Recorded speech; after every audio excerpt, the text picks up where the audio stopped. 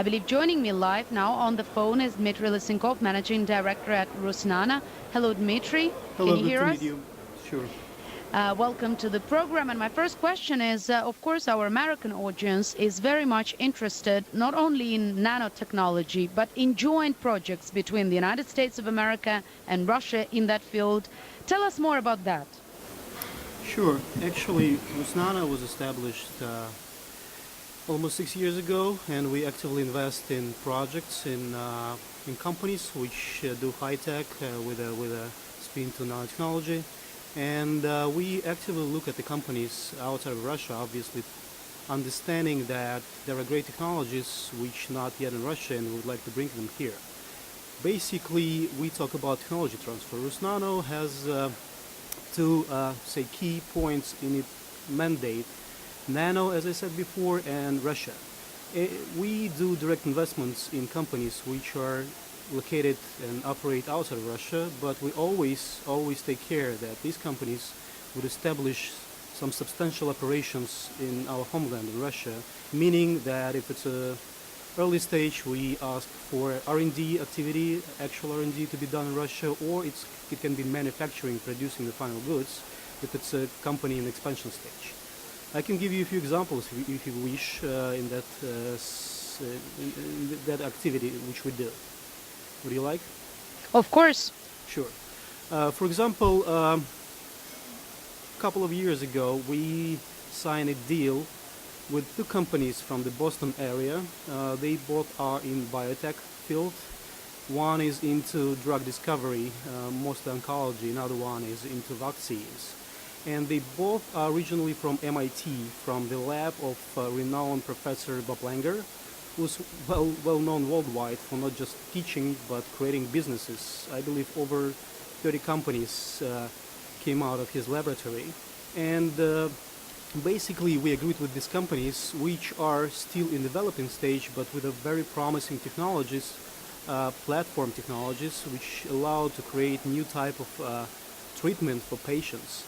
We agreed with these companies that they will establish, each of them, substantial operations in Russia which would do R&D necessary for the global operations of these companies, plus when they're ready they establish actual production in Russia. And basically 2 years later we see a great progress here. Both companies have serious operations in Russia. They opened their labs near Moscow in Khimki actually. That happened late last year, one company, and beginning of this year, another company. The names of the companies are Bind and Selecta. And basically we see what's happening right now, that these Russian operations really contribute their global research of these companies, not just creating additional value for these companies, but meantime creating substantial know-how and learning in Russia for the Russian scientists and business developers who work in Moscow. And we really see this as an opportunity for international companies to come and to get very qualified people in Russia for the global goal. And there is even more interesting spin to that. One of the global CEOs of these companies, who's actually present at this conference at the forum today, he decided to move his office from Boston to Moscow, because he really sees opportunities here which are coming not just from the business area but from the developing programs here in Russia, support of the government and the idea of Pharma 2020, creating big Russian corporations in that segment. So he moved his office here and he now manages the global company from Russia, which I think is a sign of real advantages which country can give to the businesses, especially in innovation sphere. Dmitry, what difference has Russia's joining the WTO made for your business in particular?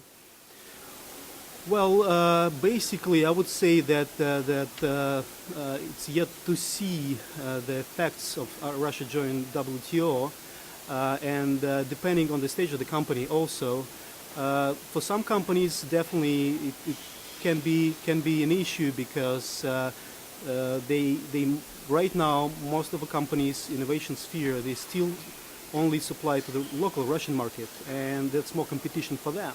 Meantime, for the guys who are very advanced, not just in terms of technology and marketing skills, which we also have.